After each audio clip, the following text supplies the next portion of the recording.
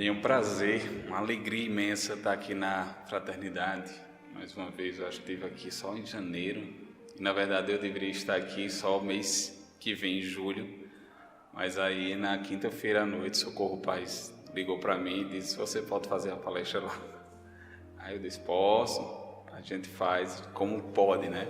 O tema não seria esse, na verdade, mas aí eu não teria como fazer a palestra do tema que ela me propôs tão rápido assim. E aí, como a gente já está falando um pouco sobre essa temática, e eu iria abordar essa temática no final do ano, mais ou menos aqui, a gente decidiu antecipar. E então eu gostaria de agradecer imensamente a oportunidade desse trabalho, a oportunidade de estar aqui com vocês, agradecer a Deus, agradecer a Jesus, aos nossos espíritos, mentores, amigos que estão conosco nessa caminhada. Também agradecer imensamente a prece de Ivonete, os desejos para que nós estejamos inspirados e que sejamos instrumentos de Deus, da espiritualidade amiga. Quando a gente se propõe a falar sobre uma temática dessa, na verdade surgiu essa oportunidade em uma casa espírita na cidade de João Pessoa, em que lá eles promovem mais ou menos como o ECC na Igreja Católica, né? Lá eles têm um grupo dentro da casa espírita, um grupo de casais que se reúnem e diante dos ensinamentos da doutrina espírita eles conversam sobre isso, e é um trabalho da casa que faz isso. 15 dias. O primeiro final de semana de cada mês vai uma pessoa para ter um diálogo com eles, conversar, e no outro, 15 dias na frente, eles fazem uma atividade em grupo. Às vezes fazem um piquenique, às vezes saem para a praia, enfim, com os casais. É uma terapia de casal. E aí surgiu essa oportunidade para falar sobre isso, né? E a gente sabe que, na verdade, desde que a gente está aqui encarnado na Terra, nós temos as nossas afinidades. A lei de sociedade fala muito sobre isso. E hoje essa questão do relacionamento conjugal, da afetividade, ela está muito em evidência. Infelizmente, diante das notícias que nós temos corriqueiramente, diante dos casos de agressões físicas, que chegam várias vezes até o momento de morte, né? Feminicídio aumentando nas estatísticas, que entretanto nós também sabemos que temos essa oportunidade hoje das redes sociais, das notícias aparecerem de uma forma muito mais rápida. Então nós temos esse conhecimento hoje muito mais do que anteriormente. Hoje é muito mais fácil a gente fazer essas estatísticas do que há tempos atrás, mas é algo ainda do ser humano que hoje em dia a gente vai tomando mais consciência e lutando mais contra esse tipo de circunstâncias. Então, diante disso e quando a gente vê lá no Livro dos Espíritos que fala de lei de sociedade, nós viemos aqui para viver com o outro, com os outros. Nós viemos para aprender. Se nós viéssemos até aqui para vivermos sozinhos, com certeza nós não conseguiríamos estar no estágio que nós estamos. Quando nós evoluímos também pela nossa capacidade de lidar com as problemáticas e a capacidade de enxergar o outro. Entretanto, sem esse outro, nós também não tínhamos a oportunidade de nos desafiar. Agradecer o outro, o que nós podemos aprender com ele de bom e também o que a gente não quer aprender com ele. Isso faz parte da nossa sistemática. E isso inicia-se principalmente dentro da família, que é a nossa primeira sociedade. Quando a gente está lá com os nossos pais, nossos irmãos, às vezes já, né, com os nossos filhos, sobrinhos, enfim, aquele ciclo familiar que faz com que a gente aprenda que o outro é diferente de mim, mesmo sendo da minha família. E a gente às vezes olha para o outro e diz: eu acho que nem da minha família esse outro é de tão diferente que ele é de mim. Mas isso também é proposital, isso faz parte também do nosso momento e da nossa condição evolutiva. Então, nessa sistemática, nós quando vamos às vezes para a escola, né? Quando a gente ainda é pequeno, vai para a escola, a gente também começa a ter essas afinidades com certas pessoas. E aí formam-se os grupinhos da escola, né? Então, fulano tem um grupinho dele, fulano tem um grupinho dele, fulano tem um grupinho lá. Às vezes esses grupinhos não se dão, e isso já fala de uma questão moral, emocional, mas também de uma questão espiritual. Ao reencontro dessas almas, independente onde seja, se for na escola, também é válido. E isso a gente se liga através dessa sintonia. é natural que a gente vá descobrindo o outro através de cada passo que a gente dá na nossa existência e a cada momento que a gente vai também tendo mais consciência do que a gente veio fazer aqui. Até que chega um certo momento na nossa existência que a gente começa a olhar o outro de uma forma diferente. A gente vê aquele colega, aquela colega, e aí a gente começa a sentir umas coisas meio estranhas, meio complicadas, né? O coração começa a bater forte, a gente começa a sentir um frio na barriga quando vê aquela pessoa, a gente começa a suar as mãos, a gente não consegue mais falar o que a gente sabe falar, a gente fica meio abestalhado mesmo, né? E isso é o primeiro sintoma que a gente tem da paixão, do primeiro amor, né? De um sentimento que a gente ainda não consegue descrever. O que é que eu estou sentindo agora? E aquilo emaranha a nossa cabeça, a gente fica sem saber para onde ir, porque eu estou agindo assim, porque parece que eu não sou mais eu, e a gente não pode ver aquela pessoa que tem vergonha, ao mesmo tempo tem vontade de vê-la, de falar, mas não tem coragem. É um tumulto só. E diz um primo meu que é o momento em que a gente deixa de viver, porque ele diz, a gente jogava bola todo dia, quando a gente arruma a primeira namorada já não é todo dia, né? As mulheres também, a gente encontra as amigas todo dia, quando a gente arruma um namorado já não é todo dia, já tem que dividir as atenções. E aí meu primo diz, é o momento que a gente já não é mais a gente, mas isso é a gente, isso faz parte, há um tempo para tudo. Sempre gosto de usar essa passagem de Eclesiastes. Então faz parte, a gente ainda não compreende, mas faz parte. E aí até que chega o nosso namoro, que depois a gente passa para um noivado, não necessariamente tudo assim, né? Mas como ainda ditava a regra, que aí depois a gente chega ao momento de um casamento, de encontrar o outro, nesse momento de constituir uma família e um lar. Essa é a busca que muitos de nós fazemos, e essa é a busca que nos ensinaram que era para ser feita. Então muitas vezes a gente vai em torno disso sem saber muito bem o que é que a gente está procurando. A gente vai porque na verdade pediram para que a gente fosse, mas a gente não sabe na verdade se é isso que a gente quer. Então a gente tem aquela fase do namoro, que algumas pessoas dizem que é o test drive, né? Você lá experimenta, é isso, não é? Depois, não é isso, aí vai para outro, vai para outra. E aí a gente vai nessas modificações, até que chega e diz, rapaz, essa aqui, eu acho que o negócio vai.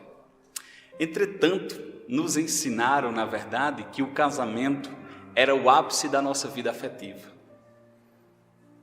Disseram que se a gente casasse, a gente seria feliz para sempre. Foi assim nos contos de fadas, foi assim nos filmes de Hollywood, foram assim nas novelas. Mas ninguém faz um filme, ninguém faz uma novela mostrando depois que está casado, depois que está junto. Então a gente sempre busca, o que é que a gente busca na nossa existência? Ser feliz.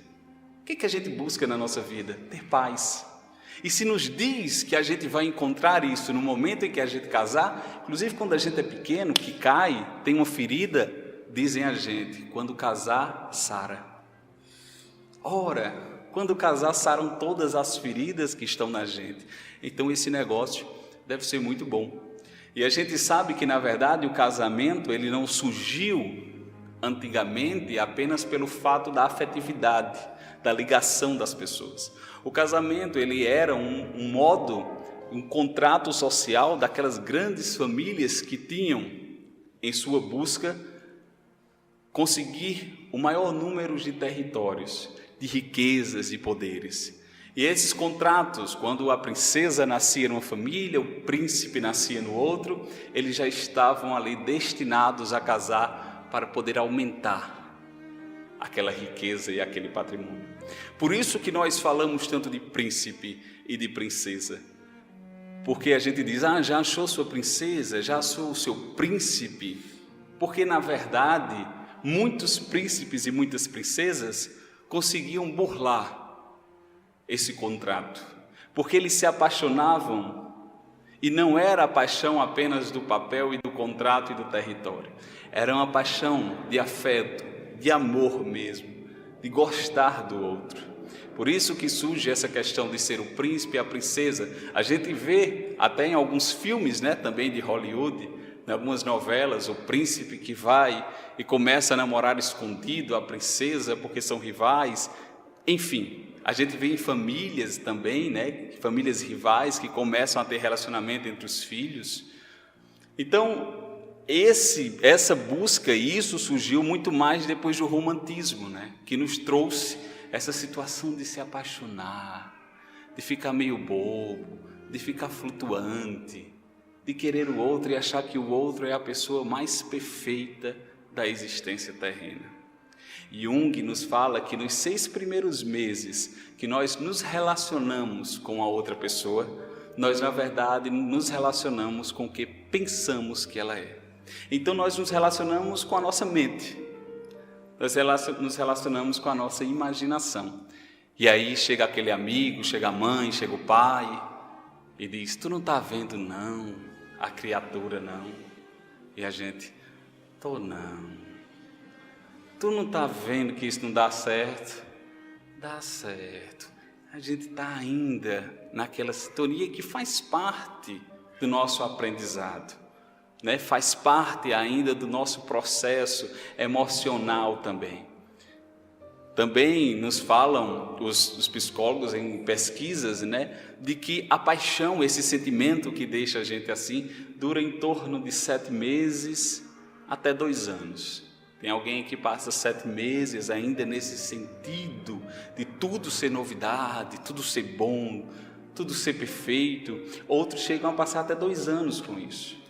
E posteriormente começa a enxergar de uma forma muito mais lúcida e verdadeira do que se trata um relacionamento afetivo. Então, o que é que nós buscamos nesse relacionamento afetivo? Por que eu quero me casar? Por que eu quero ter o outro na minha vida? Porque eu quero ser feliz? É isso que eu vou colocar num ser imperfeito, tanto quanto eu, essa obrigação dele me fazer feliz? É falta de caridade conosco e com ele também. E aí a gente vai lembrar, Parque do Povo começou, né? As bandas começaram a cantar: você é a razão da minha vida, sem o seu amor eu não viverei, se você me deixar hoje eu vou me matar. E a gente entra nisso, né? De achar que o amor é isso, é o outro me dá. É o outro ser o motivo da minha felicidade, da minha paz que eu tanto busco. E para piorar as coisas, geralmente quando a gente rompe um relacionamento, ao invés de a gente ir para um canto para se tratar, para se melhorar, a gente vai escutar essas músicas. Que a gente parece que gosta do masoquismo, a gente gosta de sofrer, né? É a famosa sofrência que a gente diz, e a gente vai se enterrando com isso. Na verdade, a gente precisa enxergar o outro como eu sou. Será se eu tenho uma capacidade total de ser responsável pela felicidade plena de outra pessoa na minha existência? Vez ou outra eu falo em alguns casamentos. E aí, quando vou falar, os noivos me chamam, eu gosto de conversar com eles, fazer uns encontros, 3, 4 encontros antes, para que eu possa saber como foi a vida deles, como eles se conheceram, o que é que ele mais gosta nela, ela mais gosta nele, enfim. E aí a gente faz 2, 3 encontros desses, às vezes eles brigam lá entre eles e eu fico olhando, vão casar daqui a 15 dias, coisa boa, né? Começando já agora.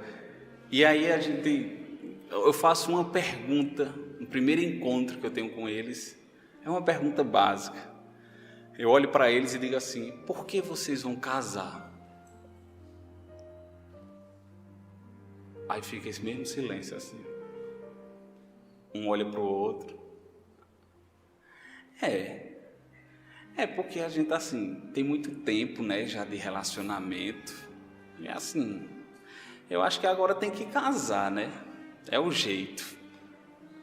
Tem que tomar uma decisão. Isso é mesmo? Isso é. Mas aí eu faço outra pergunta. Eu disse: por que vocês começaram a namorar? porque ele fazia isso, é isso. Eu gostava do jeito dele quando ele chegava, quando me entregou isso uma vez, me disse isso, aí ele do mesmo jeito, é porque uma amiga minha me apresentou ela, tal, e eu gostava desse jeito quando ela falava. Isso é engraçado, né? Quando a gente tem justificativa para iniciar um namoro, mas às vezes a gente não tem uma justificativa para dizer que vai casar. Porque você vai casar com ele e vai casar com ela pelo mesmo motivo que você começou a namorar. Isso está aí dentro. É porque tanta coisa tomou de conta que você não consegue mais enxergar. Mas está aí. Olha aí seus olhos brilhando novamente. Olha aí. Mas a gente acha que casamento é apenas consequência de já estar junto. Agora não tem mais para onde ir, não. Já é tanto tempo de relacionamento que agora o jeito é se juntar. Mas às vezes não é assim. A gente precisa entender o que a gente está fazendo nesse momento de casar. A gente namora. Algumas pessoas ainda antes do noivado entregam para ganhar um pouquinho de tempo, né? Dão um anel de compromisso. Fica lá, mas segura um pouquinho mais. Aí depois é que noiva, ainda segura um pouquinho o noivado. Só depois é que fala em casamento. E a gente olha essa questão de tempo de casamento e a gente se admira, né?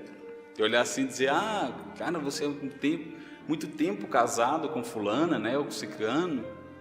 E às vezes nós não sabemos se essa relação é uma relação equilibrada. Nós não sabemos o que as pessoas estão passando para manter aquele casamento.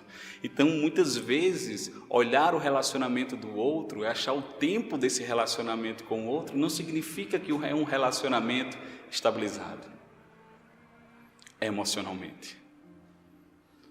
Porque quantidade não é qualidade. E a gente busca muito isso no casamento. A gente busca muita estabilidade no casamento. A gente faz concurso público para buscar estabilidade. E a gente quer casar para ter estabilidade. Para dizer aqui, acabou-se. É meu, é minha. Mas a gente sabe também que não é assim. E é nesse pensamento que muitas relações acabam indo para o ralo. De achar que nós somos detentores do outro. Quando nós não somos, porque nós somos espíritos individuais. Quando Kardec vai na pergunta 298 do Livro dos Espíritos falar sobre a alma gêmea, ele pergunta aos espíritos, existe uma outra metade nossa pelo mundo em que em algum momento nós iremos encontrar e irá nos completar? E os espíritos respondem definição inexata. Não existe um complemento do outro, senão nós seríamos espíritos incompletos e nós não somos. Então, achar que nós ficar esperando a nossa alma gêmea, aquela que vai mudar toda a nossa vida, todo o nosso sentido. Emmanuel retrata no livro Há 2000 anos, através de Públio Lentulus, uma poesia que ele faz para Lívia, intitulada Alma Gêmea, que o grupo Acorde gravou, que o grupo Semearte gravou, e que virou essa canção de Alma Gêmea. Entretanto, posteriormente, no Consolador, Emmanuel nos fala sobre essa questão de alma gêmea que era apenas figurativa, para expressar o amor que Públio tinha por Lívia. Não era algo que se dizia existir e ter. Nós temos almas afins, pessoas que nós encontramos, nos relacionamos e que parece que faz muito tempo que a gente já se conhece. Mas aquela alma predefinida, estabelecida, que irá mudar o rumo da minha vida, ela existe. É você.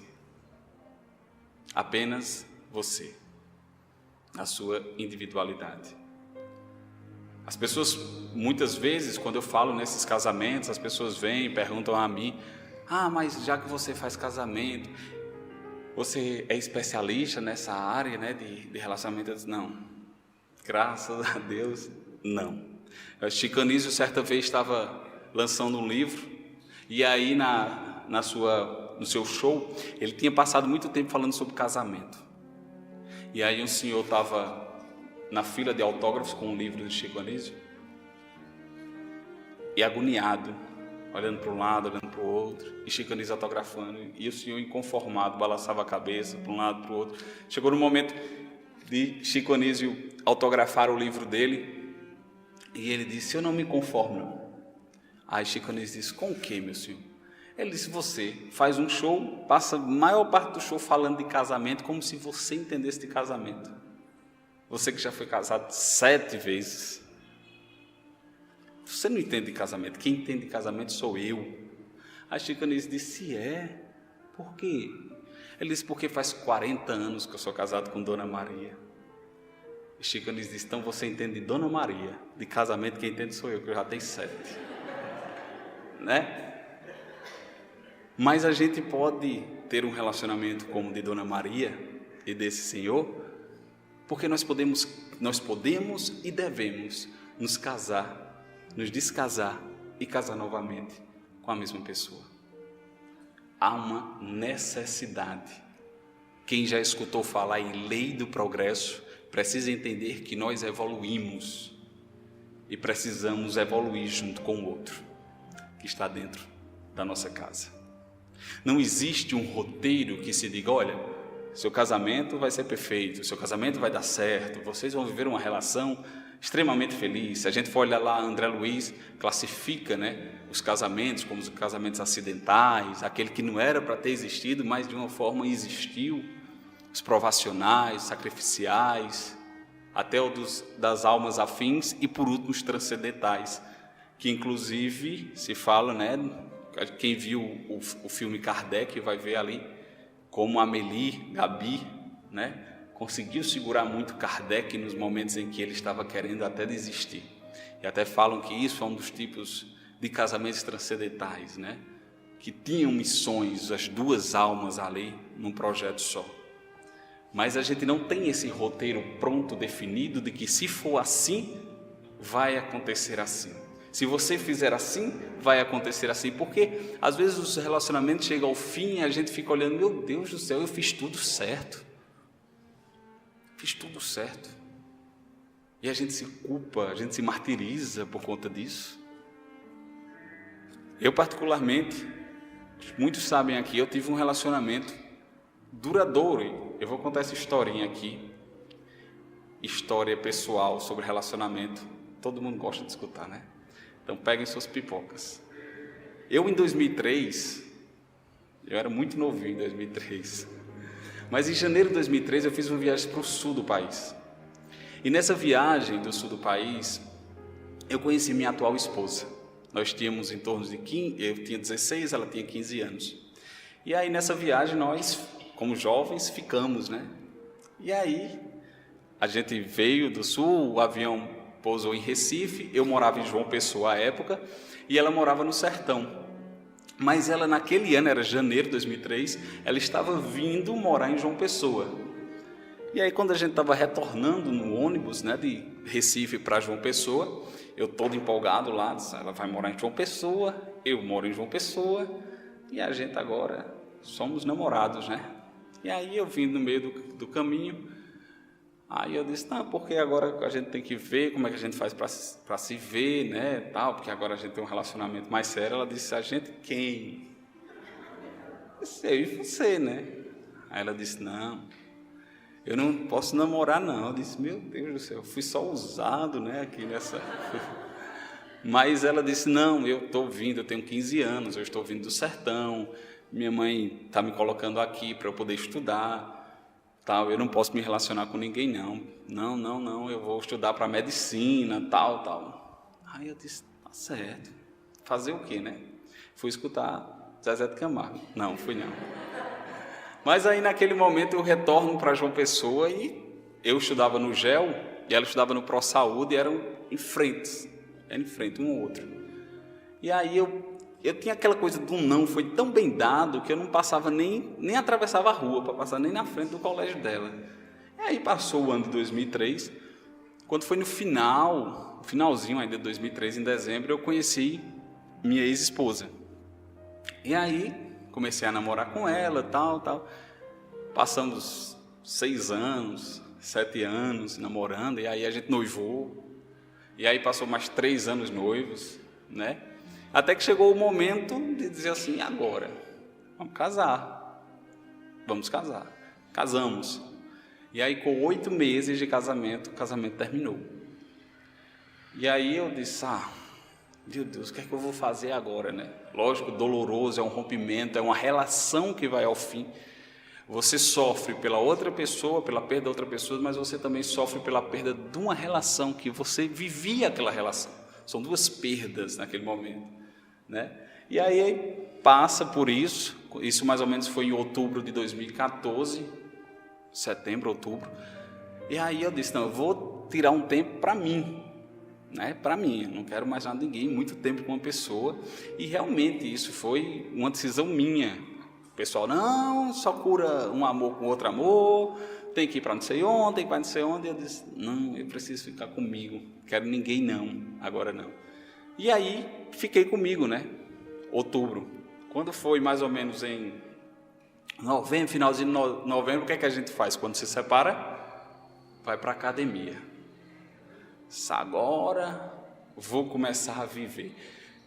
E aí também nesse momento cabe uma autocrítica, né? Por que a gente vai cuidar de nós quando estamos sós? E não nos cuidamos quando estamos com o outro. E a gente, quando a gente está só, quando a gente se separa, a gente diz assim, vou viver minha vida. E a vida que você tinha, por que não viveu? Por que não vivenciou isso? Por você, não pelo outro. Por que não fez isso para lhe agradar? E automaticamente agradar a relação, porque quando você se agrada, você se sente mais feliz, e você é mais feliz para quem está ao seu lado. Você é mais feliz na sua relação. A gente quando se separa, vai para a academia, a gente vai comprar roupa, a gente vai se ajeitar. Quando está casado é roupa de político, né? Camisa de político, meia furada. Mas é porque eu gosto, a gente usa desculpa, eu gosto tanto dessa meia, é de estimação, né? Mas quando a gente começa a se relacionar com outra pessoa, no começo ninguém usa aquela meia, não, né? Só usa mais tarde, quando o negócio já está meio bacana, estabilizado, né? Mas aí eu me matriculei na academia, era mais ou menos novembro, dezembro, e matriculei já o ano todo, né? Botar aí o ano todo, porque esse ano vai ser o ano da transformação. E aí passei o mês de dezembro todinho sem ir para a academia já. Quando foi em janeiro, eu só, acho que na segunda quinzena de janeiro foi que eu disse, rapaz, hoje eu tenho que ir para a academia, já vai para 2 meses. Né? E aí fui em casa, troquei de roupa, disse, vou agora. Aí eu disse, mas antes eu vou passar na casa da minha tia, para conversar um pouquinho com ela, com meu primo, né? Fui. Isso era 5h30 da tarde, aí 6h30, 7h30, 8 horas, e eu dizendo, eu preciso ir para a academia, E aí quando foi 8h30, eu disse, rapaz, eu vou embora, vou para a academia. E aí meu primo, não, vai agora não, rapaz, ou senão deixa essa academia para amanhã. Eu disse, não, eu tenho que ir, vamos embora. E aí fui embora para a academia. Quando eu estou chegando perto da academia, a gente está tão na vibe, né, que eu tinha até personal. E aí eu disse, rapaz, esqueci meu treino que o personal fez em casa, vou passar em casa para pegar. Mas eu disse, se eu for em casa, eu não saio mais de casa, então eu vou correr para a academia. Fui direto para a academia. Chego na academia, começo a fazer uns alongamentos naquela coragem toda, né, do dia já todo vestido com a roupa de academia, e aí percebo que tem uma menina fazendo ali os últimos exercícios dela com o personal trainer. E aí eu olho, e disse, rapaz, eu conheço essa menina de algum canto. E aí, depois de eu olhar um pouco, ela olha, e o personal dela olha para mim. Aí tem coisa, conheço essa menina. E aí, depois ela levanta, né, e vai saindo, vai embora. E eu disse, rapaz, isso é aquela menina de 2003. Ela vai, sai da academia, eu disse, eu vou atrás. Uma pessoa tinha dito a mim assim, e aí eu não sei se eu uso isso, né, para me convencer, mas uma pessoa tinha dito assim, preste atenção aos sinais que a vida vai começar a lhe dar. E a gente, quando está naquele momento de totalmente emocionalmente desestabilizado, a gente vai olhando tudo, né? Ligou a luz, apagou a luz, né? Está ventando, não está? E aí quando a menina passou, eu fui, aí ela foi andando um pouco, eu passei da roleta de entrada e chamei ela pelo nome. Aí ela virou, eu disse, é ela mesmo. Fui mais para a próxima, disse, tudo bem, você lembra de mim? Aí ela disse, Tálios de Tarsos. Eu disse, pelo menos lembra, né? Aí eu disse, e aí? Primeira pergunta, né? Se formou em medicina? Aí ela olhou para mim e disse, como é que você sabe que eu fiz medicina? Eu disse, minha filha, quem leva um fora, nunca esquece, não. Se você, pelo menos, se você não tivesse nem se formado em medicina, a raiva era maior aqui. Mas que bom que se formou. E aí a gente começou a conversar, e ela disse, eu não tinha visto ela mais desde esse último dia da viagem, 2003 até 2015, eu não tinha visto. Foram 12 anos, sem eu ter notícias, eu não sabia. E já faziam 8 anos que ela morava em Campina. Campina deste tamanho, a gente nunca tinha se cruzado. E ela disse que uma vez tinha me visto, com uma aliança na mão direita. Ela disse, você era noivo? Eu disse, era, namorei, noivei, casei, descasei, estou solteiro, né? Aí ela disse, mas você casou, ela é católica, né? Mas você casou na igreja? Eu disse, não, casei não. Ela fez, ainda bem. Aí, fiquei com aquilo na mente, né? Aí a gente passou um tempo, com 15 dias a gente estava namorando, e aí com 6 meses a gente noivou.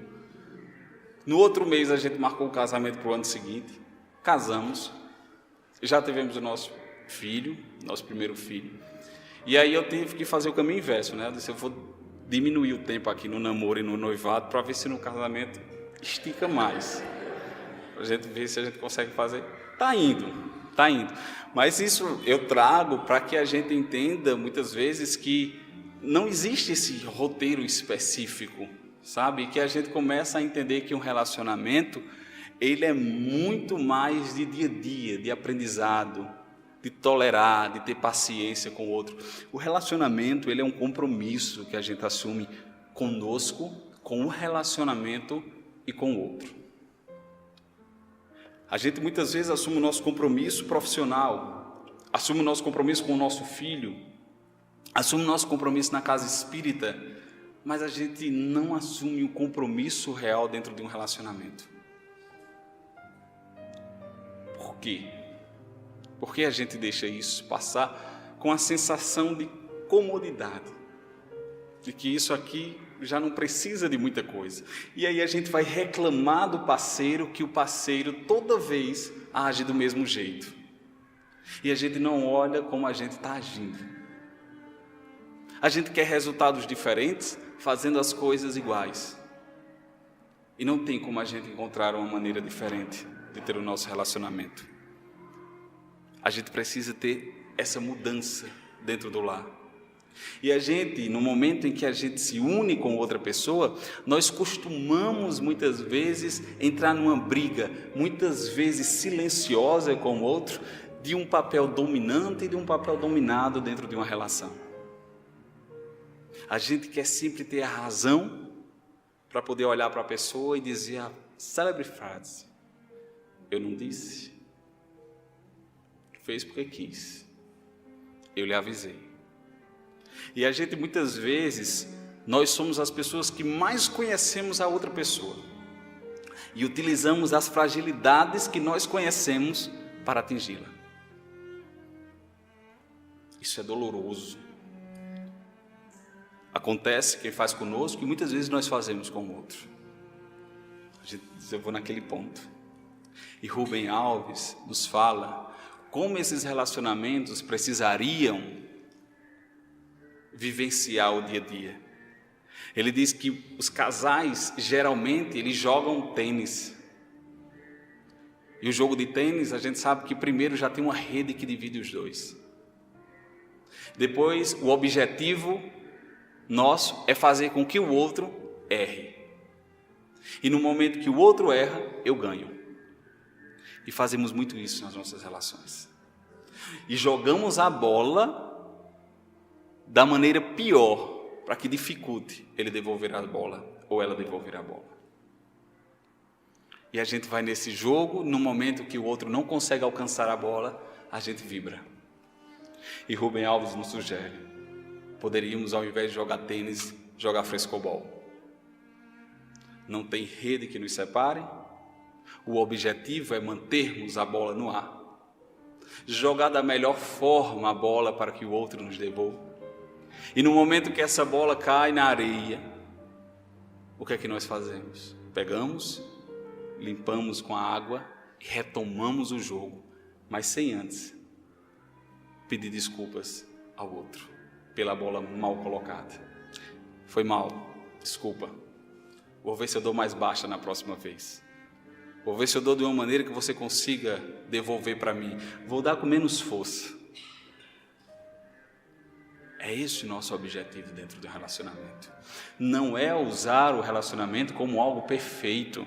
Nós queremos ter uma perfeição dentro da relação. Nós imaginamos que vamos ter um relacionamento perfeito e quando nós começamos a ver que esse relacionamento não anda como nós imaginamos, nós achamos que estamos numa roubada, numa frustração. E não é bem assim. Aquilo faz parte da nossa caminhada, do aprendizado, a paciência, a tolerância, a busca pelo outro, por mim mesmo. Eu sou o reflexo dele, o que me incomoda é porque está dentro de mim, muitas vezes. E a gente precisa resgatar muito dentro do casamento o namoro. Porque a gente acha que quando casa, a gente não namora mais. E a gente escuta muito as pessoas dizerem assim, né? Quando a gente namorava... Opa, quando namoravam? Não, porque agora a gente é casado. Não, mas não namoram mais. Você sabe, meu filho, quantas pessoas vão botar Santo Antônio de cabeça para baixo daqui para quinta-feira? Para encontrar uma pessoa? E você tem uma pessoa ao seu lado?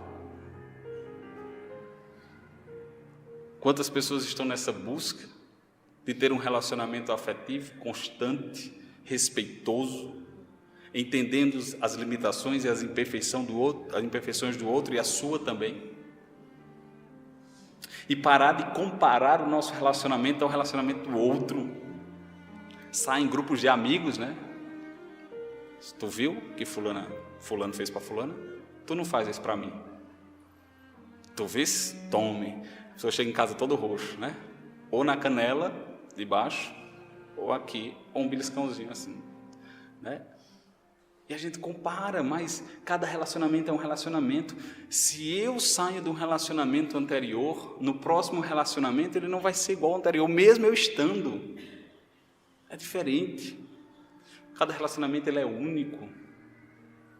Ele tem diretrizes e regras propostas pelo casal. Do que é bom, do que é ruim, do que faz bem, do que não faz. E a gente precisa continuar a ter esse namoro. Resgatar isso. A gente tem filhos, né?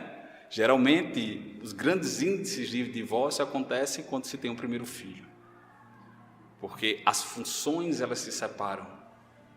Então, preciso ser pai, preciso ser marido, preciso ser mãe, preciso ser esposa. E às vezes a gente não consegue lidar muito bem com isso e o casal acaba se separando. Mas há uma necessidade do casal ter continuidade naquilo que eles estabeleceram, porque se não fosse o casal, primeiramente, os filhos não estariam ali.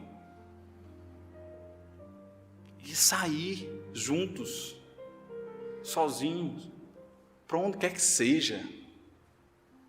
Sentir novamente aquele olhar.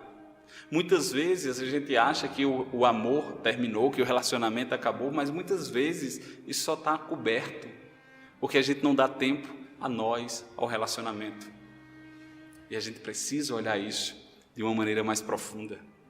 Pegar na mão do outro, um ato tão simples, mas tão valoroso.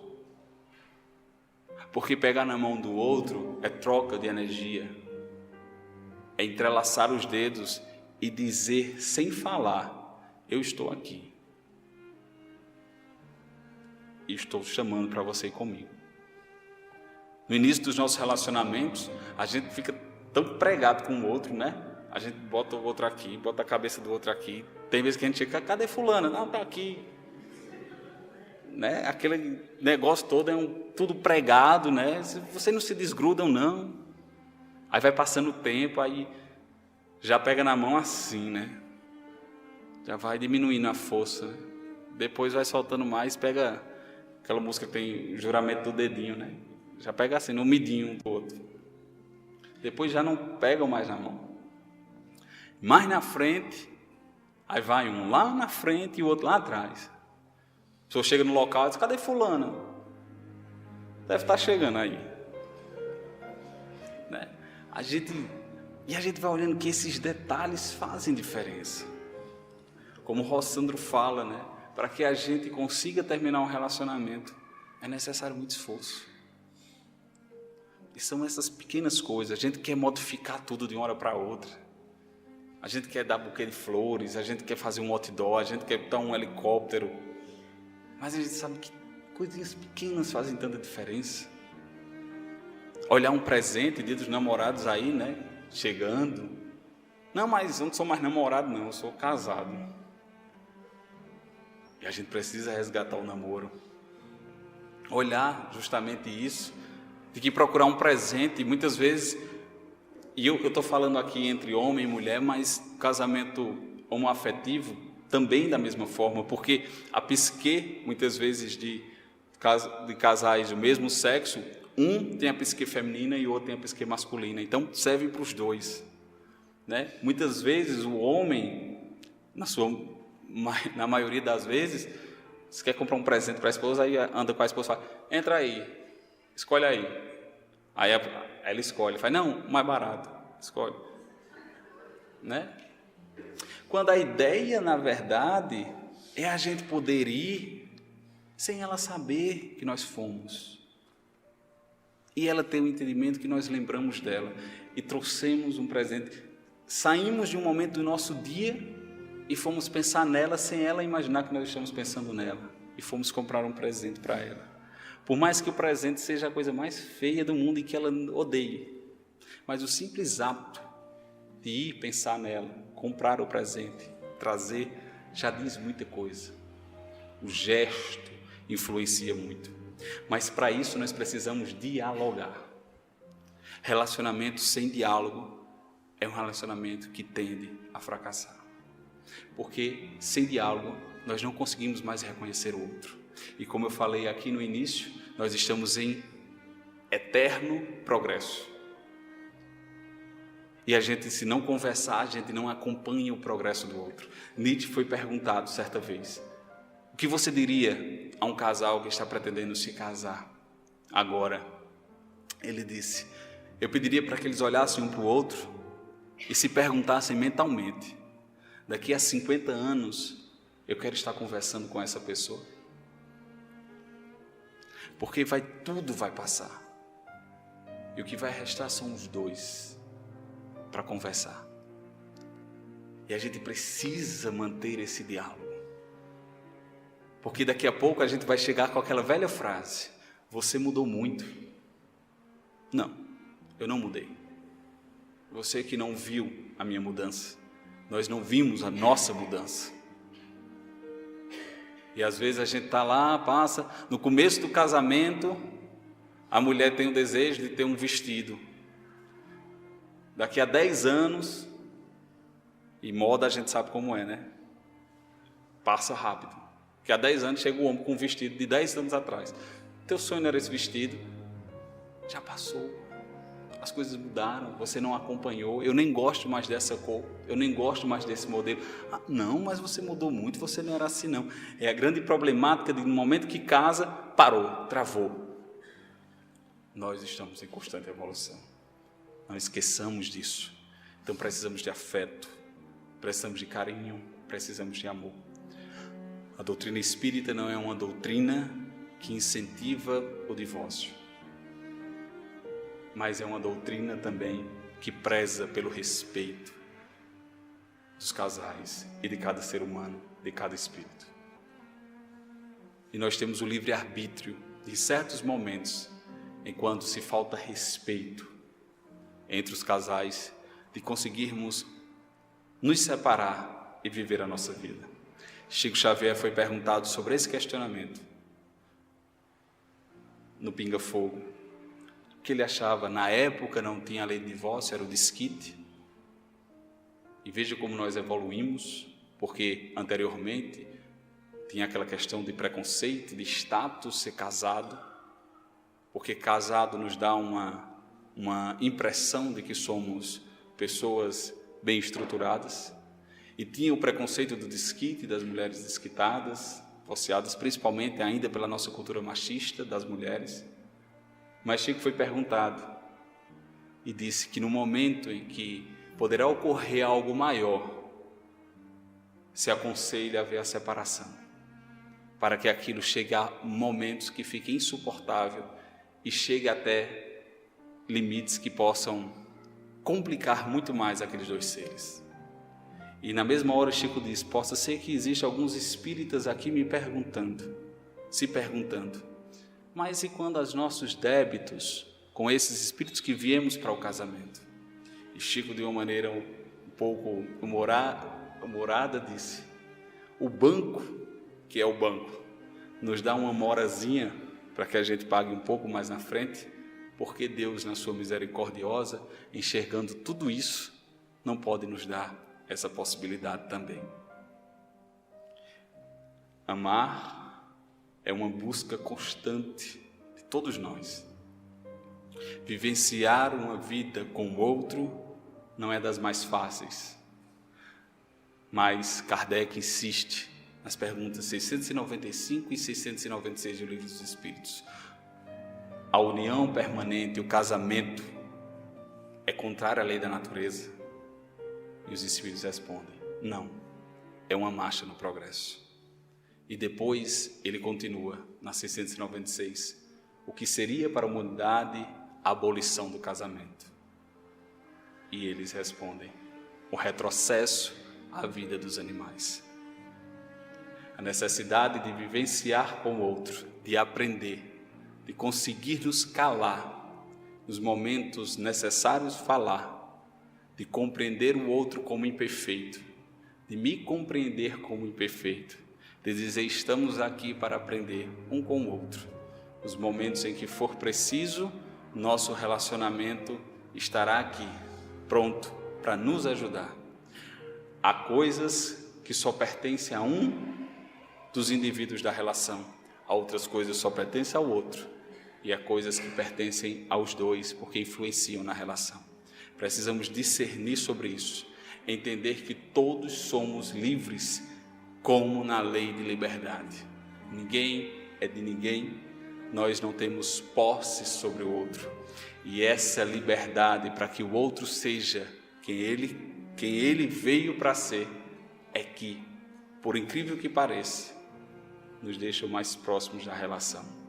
Rubem Alves também disse, numa certa parábola, uma menininha todo dia estava no seu quarto e um passarinho vinha à janela cantar. No outro dia, o passarinho da mesma forma. Até que teve um dia que a menininha disse, o que eu posso fazer para que esse passarinho cante a hora que eu quero, não a hora que ele quer? Já sei, vou prendê-lo na gaiola. No momento em que ela prendeu o passarinho na gaiola, o passarinho deixou de cantar. E ela ficou triste e o pássaro também.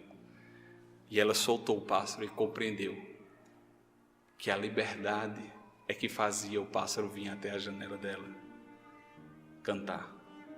O amor nos une, o amor nos traz para perto um do outro. O amor não é prisão, o amor não é posse, o amor é liberdade de ser quem eu sou. Nós estamos caminhando e aprendendo a nos relacionar com o outro. E só para que a gente encerre, num livro, O Profeta de Khalil Gibran, ele foi perguntado sobre o casamento, o que ele achava, e ele disse, amai-vos uns aos outros, mas não façais do amor um grilhão. Permitai que exista um marando ondulante entre as almas de vossas praias. Enchai a taça um do outro, mas não bebai da mesma taça. Dai do pão um ao outro, mas não comais do mesmo pedaço. serdes felizes, alegres, cantai e dançai, mas permitais que vós, cada um, sejam sós, assim como as cordas da lira são separadas, no entanto, tocam em perfeita harmonia. Dai os vossos corações, mas não confiais à guarda do outro. Apenas a mão da vida é capaz de deter os vossos corações. E vivei juntos, mas não vos aconchegueis em demasia, porque as colunas do templo erguem-se separadamente, e o orvalho e o cipreste não crescem à sombra um do outro. Muito obrigado, muita paz.